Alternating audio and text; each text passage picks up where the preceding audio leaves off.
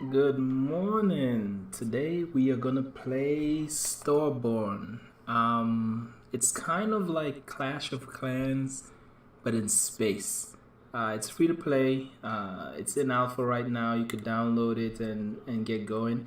It feels pretty close to completion, so you could enjoy it and play it. Most of the features seem to be there from the ones I've noticed. But today I'm going to give you a quick tutorial and introduce you to this game. What I've noticed about it is that most of the documentation or most of the instructions to get going really aren't simple and clear and concise. Like the initial way you play the game, the first, you're welcome to the game is pretty rough. And in this day and age where no one reads, they need a real good video. And today I'm hoping to create that good. This is how you get into Starborn and how you get started with your empire. So I can't restart my empire, but I'm gonna just go over all the screens and show you where I'm at in my empire so far and kind of walk over some of the bugs that I know you're gonna run into like I did. One of the good things about this, if you have two monitors, it would be ideal because everything that you build in this game is done in real time. You could use these things called cards and bonuses to speed things up for everything, but everything though for the most part is real time. So you're gonna want to do things, play games, and then go do other things, like look at some Hulu or some Netflix, or even play another game while this is kind of running in the background. So it takes a little while to get started, and in my experience, whenever you run into any sort of problems, the simplest fix is to just log out and log back in. One thing I've also found odd is kind of the wording of some of the various things in here. It's not super clear, but you'll understand as we launch in. The screen can be a little overwhelming. There's a couple key things you have to just remember, and that's the views. So before we jump into any of that, let's get this loading process going. And again, this is Papa Bear Gaming, about to give you a quick intro to Starborn. It's pretty addictive and super simple. I don't know why it's so addictive actually, considering how simple it is. It reminds me so much of Clash of Clans, and in fact when I started playing it, my wife saw it and she was like, what is this? She thought of Clash of Clans as well. So alright, here's the game. Let's get this started here. Alright, so there's a couple things we need to look at real quick here. And of course, I'm dealing with a little bug that I found where you can't click on things, you can't zoom in, you can't zoom out, right? I'm hoping that it fixes itself before I really get started. Alright, so that works. But, well, guess what? This is what I mean. Before we really jump into all the other things, we're gonna have to do a quick restart, but I'm gonna show you a couple of things before we get started. Once you open this game, this is what you'll be presented with. Your one little space station here in the middle. Well, first thing you should do once you actually open up is to look at these different screens here. What I wish someone had told me early on is that of these three skill trees, you have the militaristic, Machiavellian, or the imperialistic. Whichever one you pick, that's it. You're going down that path and there's no way out of it. For example, I went with kind of the emperor building your empire type of setup. You could go the military one, but whichever one you pick, that's it. Pick one and go. This respec you see in the corner here, you can respec anything you want, but you have to use respec cards, which are the kind of I wouldn't say the pay to win part, but the part that requires random luck and just the cards and the things that you would normally spend either money, real money, or in-game currency to use. We'll hit on that a little bit later. So next, other than the policies, so you don't get enough points for everything, and you can only pick a tree to move down. So you have to make choices. You need to make small choices, and you really should plan as to like what you want to get, and then you move towards it. So for example, if you want to get this bonus, you need to plan ahead to go down this path and see about which level you'll be to get down here. You get a point every 3 levels. So yeah, these points are very scarce and hard to come by. Next we have the messages screen. So this is where you're gonna be, where you reach out to other players. So I'm trying to chat up people to join my alliance. You get combat reports from raids that you may do on other players. Sabotage reports. So you can try to sabotage stations like I did here. I tried to sabotage the station. The real goal was not to destroy anything, but really to see what I was going to be dealing with on the other side here. Like this mining facility is pretty powerful, and quite frankly, they've kicked my butt on any attempt I've made to try to take them down. And the spy reports. You could run a report against any location you want, just to see what you're dealing with, what sort of resources they have, who's patrolling it, to figure out what you're going to have to do to defend that base. This is where you're going to get most of your information once you actually do something. Under logistics, this is the part that isn't very clear as well in their explanation. You create a fleet, right? Each fleet has experience. Along with the experience, and you get experience from doing missions as well, right? Along with the experience, each fleet has the time to fly somewhere. So for example here, it's going to take me 3 hours for this fleet to return from what they were doing. All right, Sol Prime is my home world. Then you have the fleet size, the upkeep cost, and of course the level, right? You could get some more fleet details that go into firepower and cargo. Plunder is another important thing to take note of. Every base, every station, things that you attack and raid, they have hidden resources. To get access to that hidden resources, you need plunder percentages. You need to be able to plunder the base. So if a base or a space station has certain perks, either through the policy tree or certain buildings built, and you were to send a spy, the spy might say, hey, this guy only has 1,000 resources.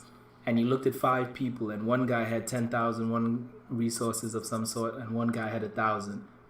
You're going to make the choice to attack the guy with 10,000 because you know what's there.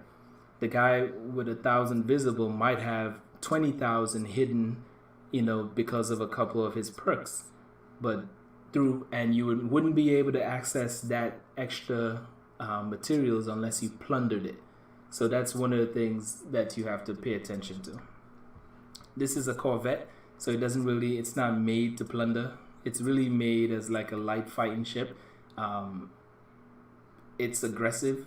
While you see here below, I have this other fleet here. It's a bunch of scouts. They have the same firepower, but they're used in different ways, and they do different things. The scouts. So you send various scouts around the stars to just see what it looks like, while you send the Corvette either ahead of your frigates here. These are made, like this frigate is going on a raid. It's going on a raid along with either some defensive folks or without some defensive folks or aggressive folks. So I'll send some corvettes ahead of the frigates to destroy all the base defenses, and then the frigates will come in to collect and plunder all the stuff that's going on there. Alright, so now we covered that. Then we have to look at these cards. I can't change them when they're in flight, but these cards will give your units perks. So for example, this particular card adds firepower to either light, medium, or heavy vehicles in this amount. This one gives armor to anything in the fleet, and this one gives plunder. So that's where you saw that 0.16 plunder. So any ships in a fleet, the 6 beta corps, they will have the additional, 0.16 plunder on top of whatever their cargo space is.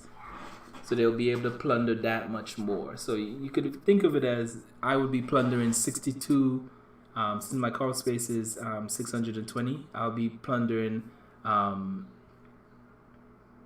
more than 62, but a little bit more, maybe about 96 additional hidden cargo, if there is any, on the location we're about to attack.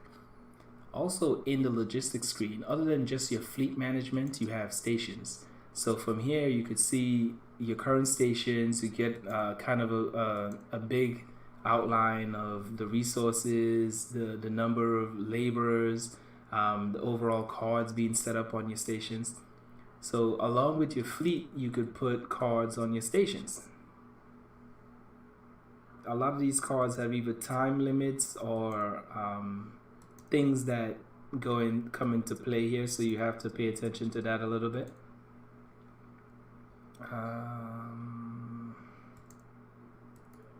And using these cards and using them well could allow you to either speed up or slow down, or do something in a slick or smart way.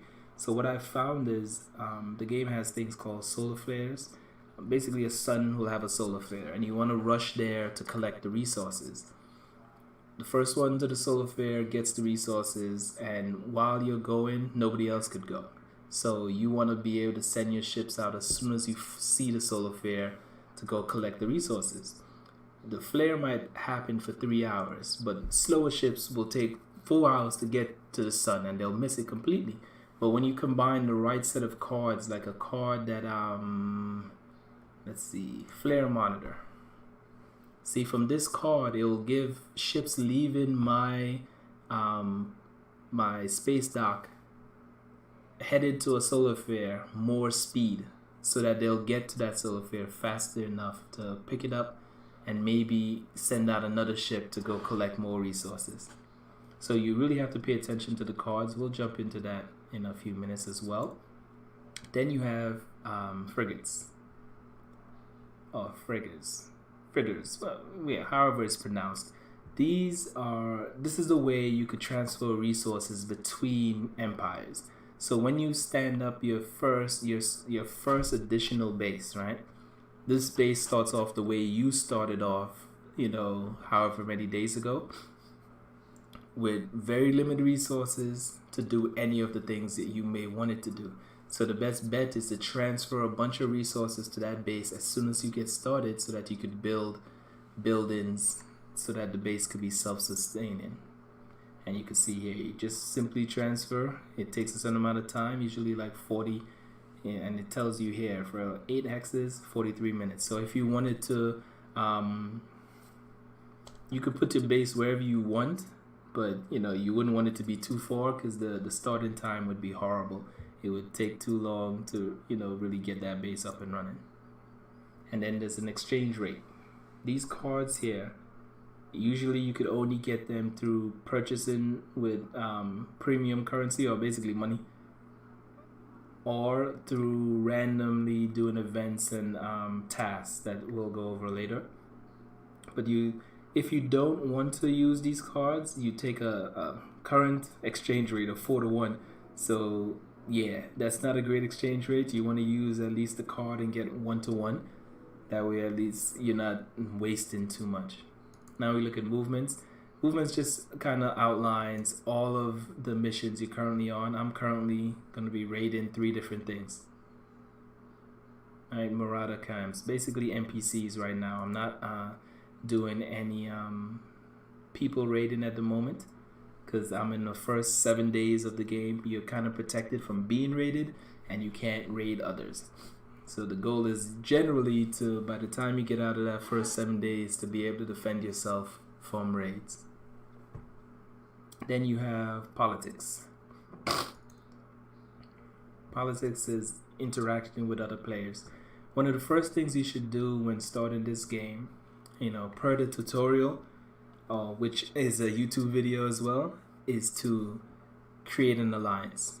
By doing so, at least you give yourself the chance of setting up the different colors for you and your alliance, getting yourself kind of in a position of power right off the bat, just to see where you compare to other people. So there are a couple ways. This politics screen here, this shows you the ways to win the game, all right? And it also shows you alliances and coalitions. Alliances are basically a bunch of players banded together. Coalitions are multiple alliances. See, my alliance here is currently ranked 327 in my sector. You know, my sector has 486 alliances and I'm 327th in it. You know, we have to keep chugging forward. Right now I have nobody in my alliance. If I got a couple people, would probably jump up the scoreboard. My personal rank in the sector out of the 5,000 players is 109. Alright, and there's really no coalitions at this time. And then you see all the different alliances. So for example, this alliance has 20 people in it. This alliance has 20 people as well. And as you can see here, you know, this alliance has a number 5 rank guy in it. That would definitely get you up there in the numbers. And then players. So this, you could look up any player in the game, chat with them directly by just kind of looking them up and then sending them a message. Then we have tasks. This is where you're going to make the most of your money in the early game. Just by simply playing the game, just by doing little simple things. For example, create a labor office. By doing that, you get a card that will speed up your building, as well as all of the current resources in the game. Then there's daily challenges. These are just your things you do. You'll get rewarded every time you do these daily challenges. Please note here, these caches are where you get cards and other random things from. Then we got inventory. So under inventory, it lists all the cards I currently own, and from here you could simply look for a card and build it. So you click on a card, you could either craft it. There's your prestige. That's the currency you would use to build a card, or either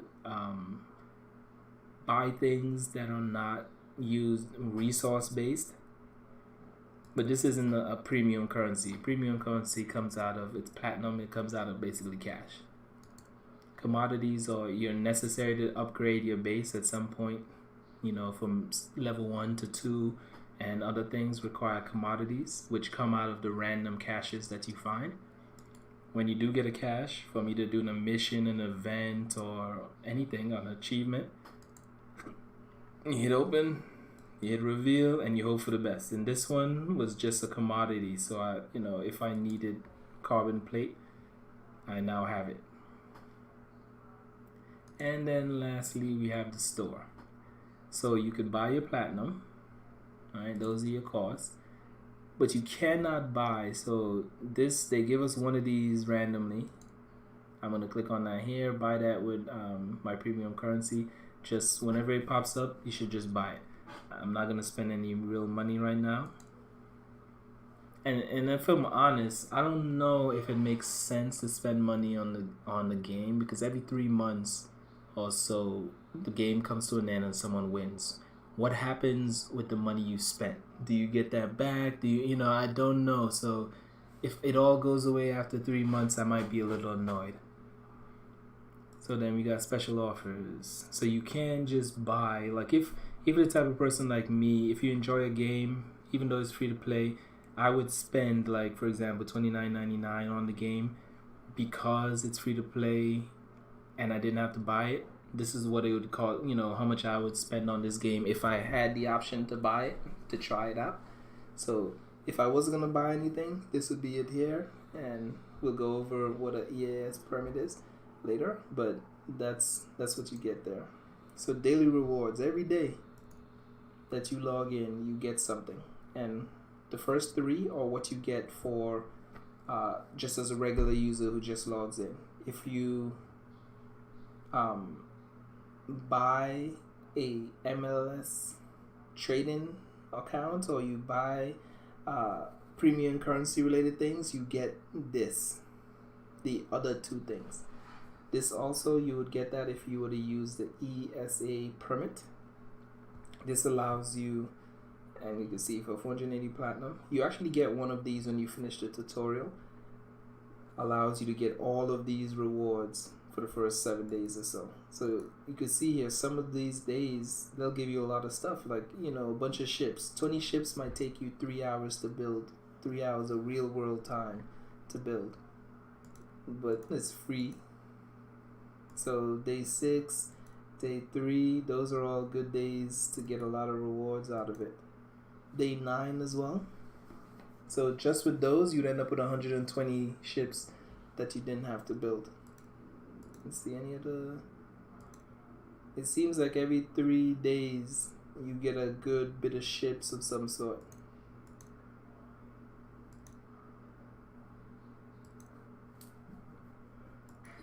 Yep, every 3 days you get patrol ships. And the game is probably balanced for them expecting you to do certain things by, you know, have certain milestones, but you could adjust that completely by how you play and if you target the achievements. One of the things I'm going to show you later is how to target your achievements. You know, if you know you want something soon, you could specifically go towards getting that achievement.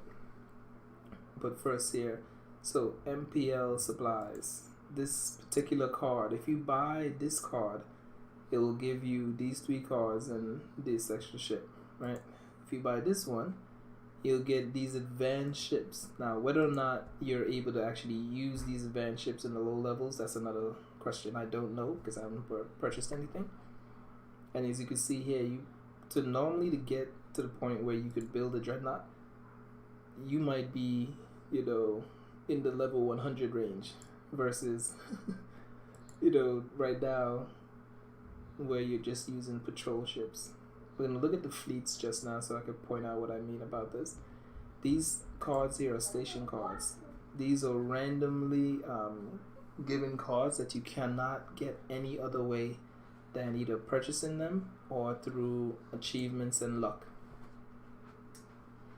Alright, so we kind of looked at all this here, and it looks like while I was talking, I completed another task.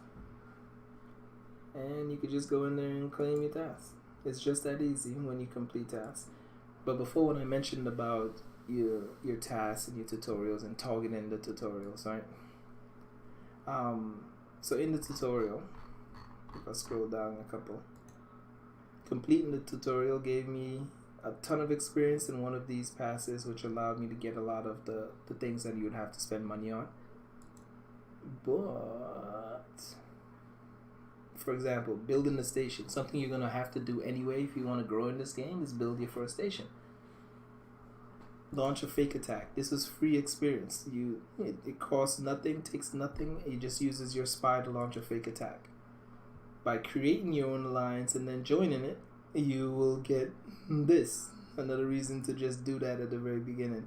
If you're unlucky and you get a bunch of cards early, you could just break down one of, say, a card that doesn't have any benefit or one that you have a bunch of, and now you get that.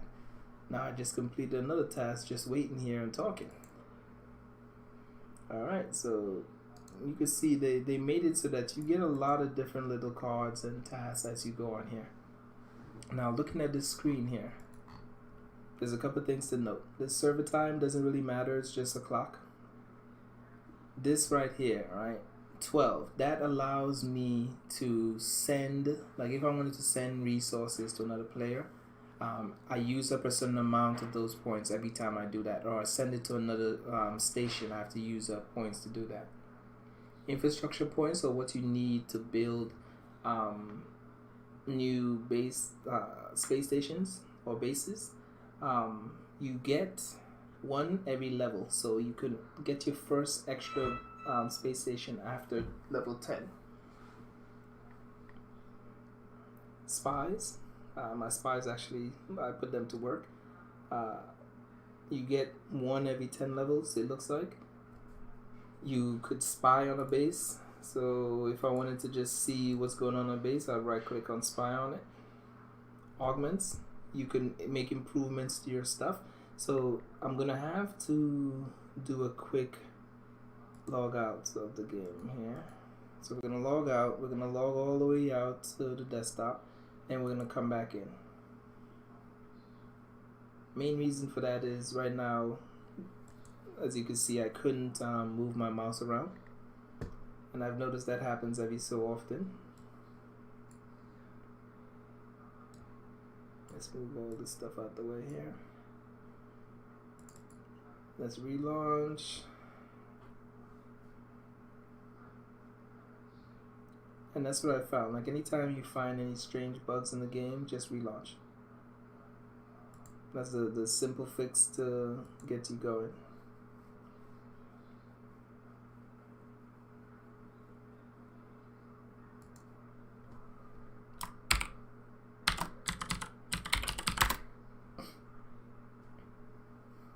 Right. As you can see, people, as this is the only open server right now, everyone is kind of flooded into this one.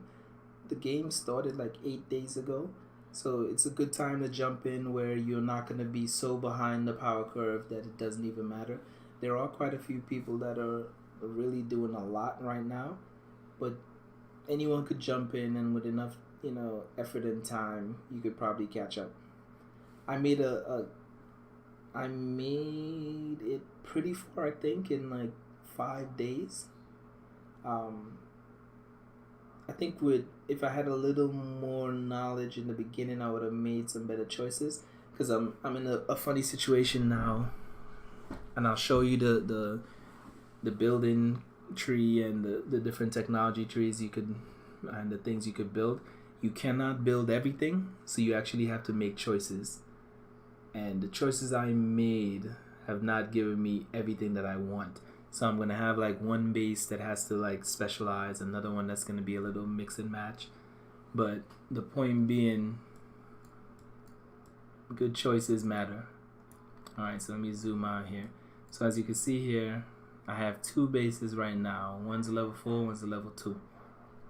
Alright, so this is your standard view.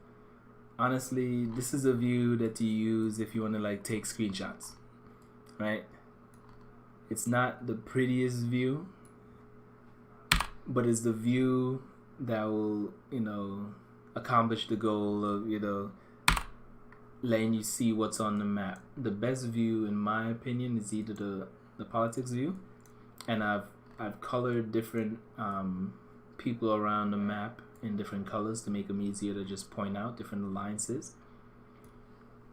But from this view here, and this is a key thing to know here, you'll actually get rewarded just by going to these different views here. The resource view.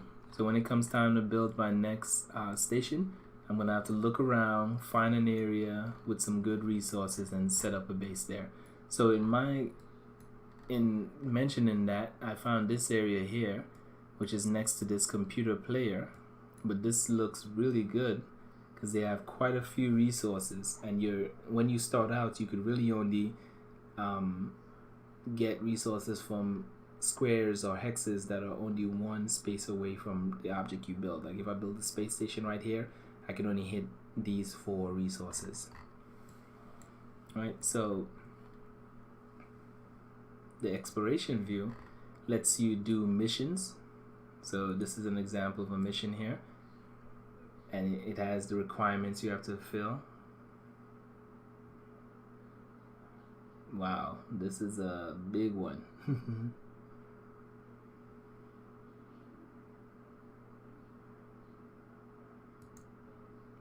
Alright, you find missions by actually sending out your scouts to scan areas. So you see these different colored tiles here. Was this light tan? So let me do that as an example, right? So this is when you click on your base, this is my fleet and building menu. So I want this scout to come to this cube here. I right click and then I get options. Depending on the ship, or whatever you have highlighted, the options change. So because I have a scout, I'm gonna say scan. I could either schedule a scan or just send a scan right now. But as you can see here, there are other options like build a station, align station, expedited station. There's other things. This would be the ideal here if I had a lot of space to actually build a expedited station and start off not on level 1 but like level 5. Or not, the station will be level 1, but the components of the station will be level 5. So we're gonna send the ship, and it says it's gonna take that ship an hour to get over here, set up, and start scanning. I'm gonna also send another one. Oh, do I have any more scouts? I don't have any more scouts that are not being used. So one thing to note, fleets can have 0 ships in the fleet, as you can see here, because I've actually used all of my scouts. Yep, in different. I've actually used the scouts to attack people.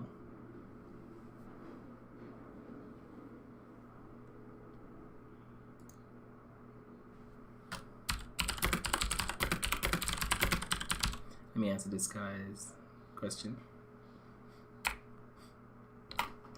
Well, someone else's, but you know, his question about moving their outposts.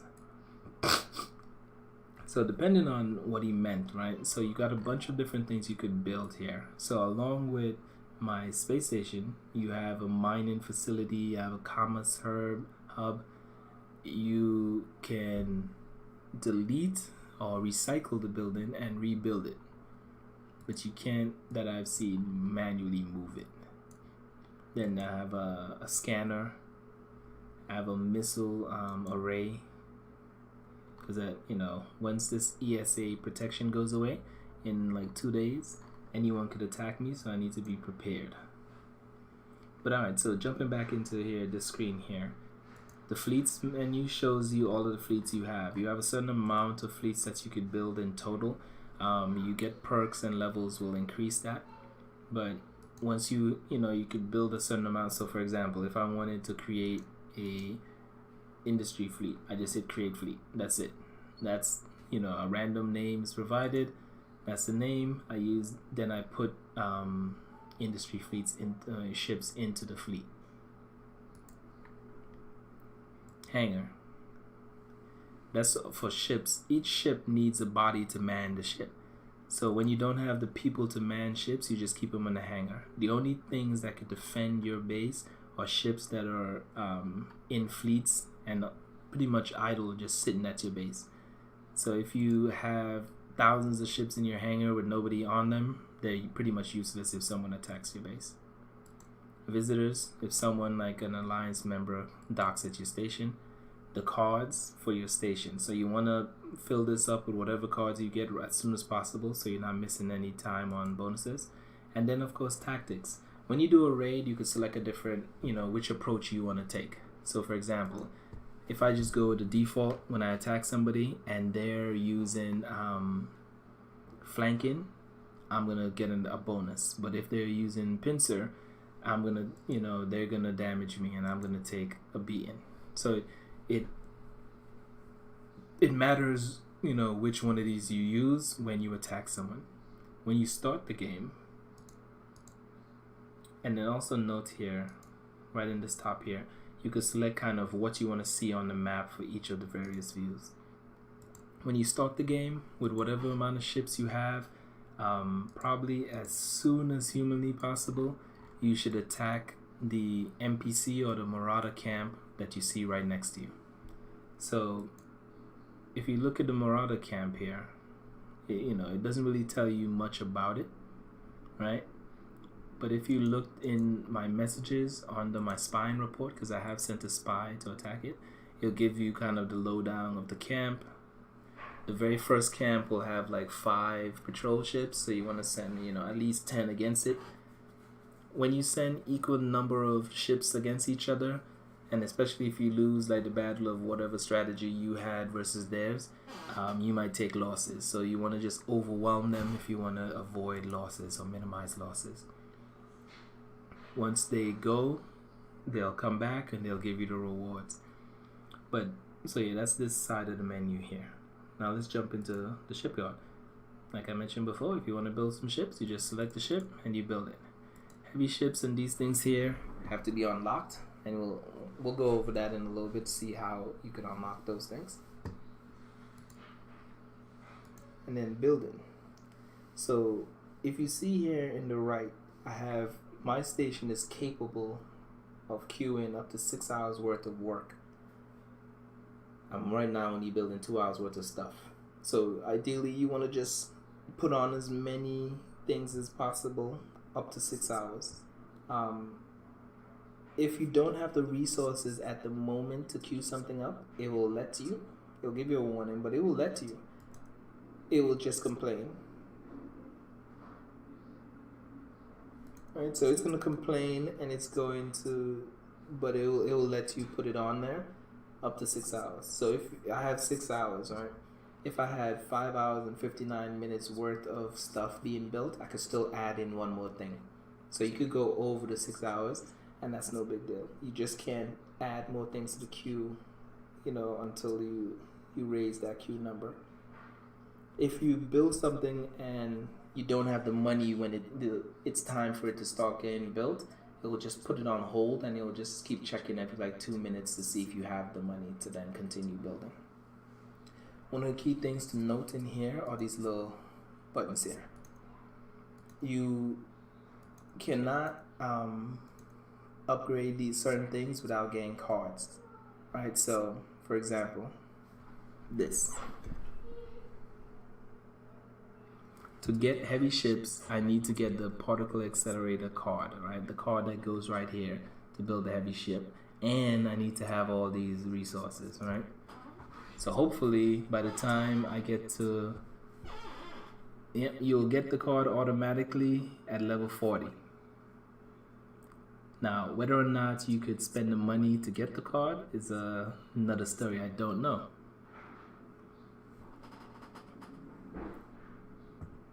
But you'll get it automatically at level 40. You pop it in there and you're good to go. What I should do to figure this out, right?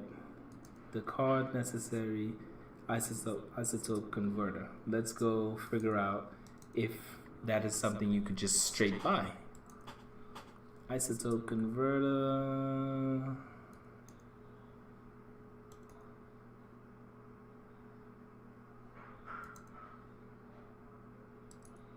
I thought I saw it somewhere.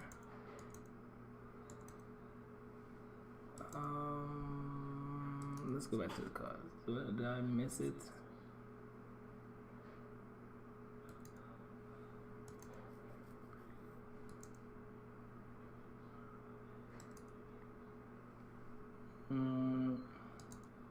Where do we see? Alright, so isotope converter.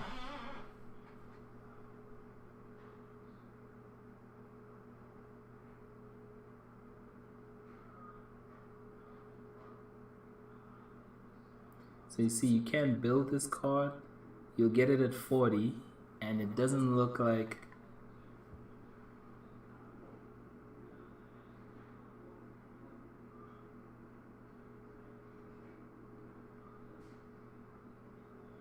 so you see that there's not that I've found. If you can't build a card, and there's no like mechanism to buy the card that I've seen. Right? Because all you could spend your money on are what I'm showing you right now.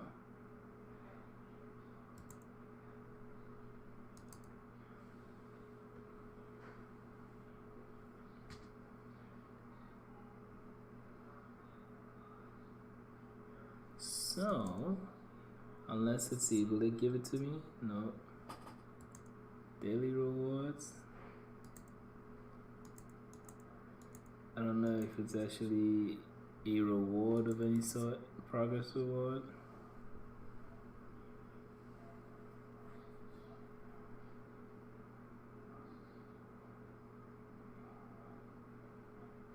So yeah, not that I've seen so far. I haven't seen a way to get this card without actually being level 40. But on note here, it seems like you could get yourself 5 dreadnoughts or 10 frigates without being level 40. You just have to protect those things daily to avoid, you know, running into problems. Oh, here's a combat report. One of my raids just finished. It was an empty base. I sent 37 units against an NPC, and I collected this much resources. Oops, another raid just came in. Oh, another base that I've rummaged through. Honestly, you should just keep hitting your local NPCs. I'm also sending ships outside of the local area to hit other people up as well. Any NPCs I see, I pretty much send guys to hit it just so I could get some of the resources. Alright, but jumping back in here. So along with the command headquarters, you have to build up your base to get influence. Influence allows you to level up. Alright, so it goes 30, 60, 120, 210. Each of one of those markers allows you to level the station up, which then gives you more influence, which lets you build new buildings. It's pretty much a circular process. But the key thing here is you want to build up as whatever of these bases you want to get to the goal you're trying to get to. So for example, if you have a ton of, say, gas, but you don't have people or crystal, you want to build the crystal buildings, level those up first so you can get more crystal processed every turn. So what I mentioned before also is special businesses and buildings and how you get to the end result, or the pinnacle buildings here. So for example, I'm going down the mining colony end, right? I'm going to have a mining colony, but I cannot have a habitation dome or a navy base because of the way I distributed my administrators. So for example, you get 6, 6, and 5. Every time you level the base up, you get 6 administrators, except for the last time, which you get 5. And they did it on purpose because you, for example, when you get Star Station Tier 2, you get 6 administrators, but there are 9 different things that can be built, right? Some of them require administrators, but as you can see, they all require administrator. I didn't realize at the time, and I put most of my points into these 6 here, and then later I put another 3 into these here. This allowed me to build a little bit of everything at the bottom here, but now when it comes to this level, I wasn't able to build any of these middle items. I built some defensive ones and I built some commerce ones, but I couldn't build any of the middle because I kind of put in heavy on everything here. This in turn meant that when it came to this last tier, if I could get this line here or nothing else, I could really only put points into one of these lines, and this one was really the only one that was unlocked because of how the path I've chosen. This becomes a problem because to get something like these little side perks, you need to also have one of these other ones built in. So now that I know this, I won't do it with my next base. I'll focus the base more on a specific thing, which will allow me to build out a little better. And building is real simple. It's pretty straightforward. You simply select it, decide what you want to do, and then hit the upgrade. And as you can see, I don't have the resources to even build this, right? If I don't have the straight money to build it, but what I do have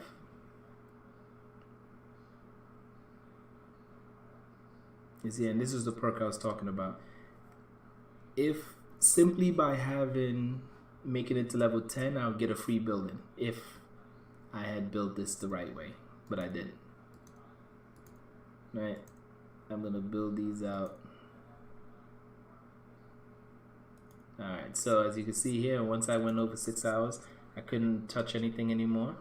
Another thing I want to point out is this little plus sign here. You get these cards for just your doing the tasks and achievements, and by selecting, say I want to take 5 minutes off of this item that takes 5 minutes and 33 seconds to build, that just cuts down the time. So when there's something that takes an hour or two, if you have a card that takes off some time, it'll just help you and get you to your destination faster.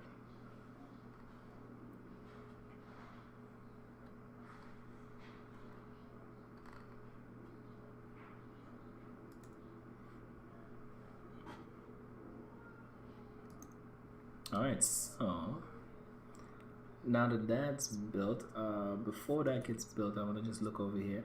As you can see, these resource numbers here, like my station resource pulls 782 stone metal per hour, 555 gas, and 832 crystal.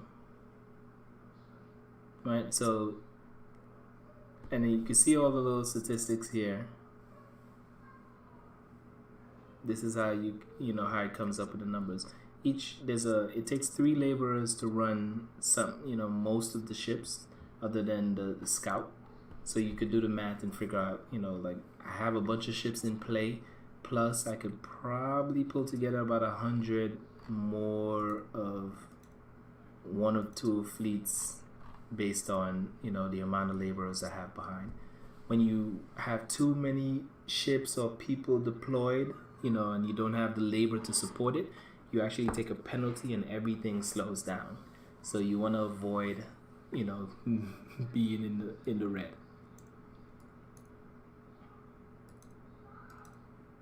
And as you see, just in me here talking and playing, I'm just constantly getting achievements. That's one thing I like. The game doesn't sit still very long, and even when it does, you can just pause it. And then you see this little note here. This shows you the operational fleets versus the amount of fleets remaining.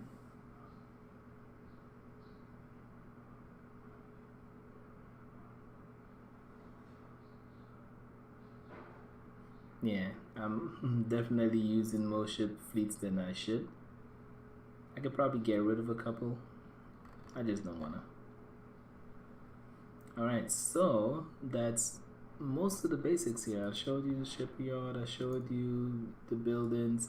Let me jump on to my other station here. And as you can see here on this one,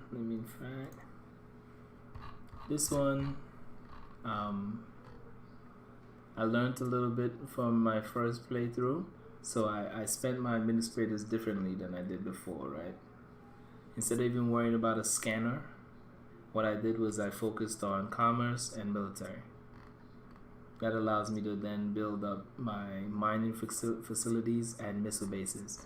Next, what I'm going to do is I'm going to focus again on military, go down this tree here towards the Navy base, and go down this tree here towards either the mining colony or maybe the habitation dome.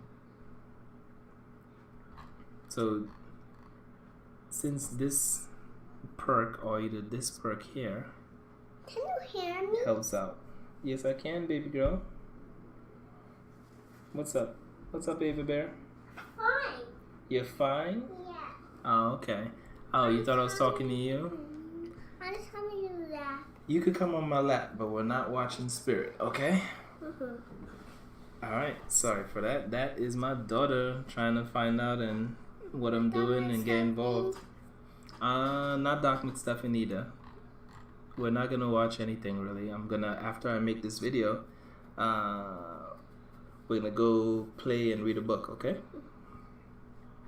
Alright, so yeah, when you come into the game, my recommendation is definitely kind of plan what you want to build out.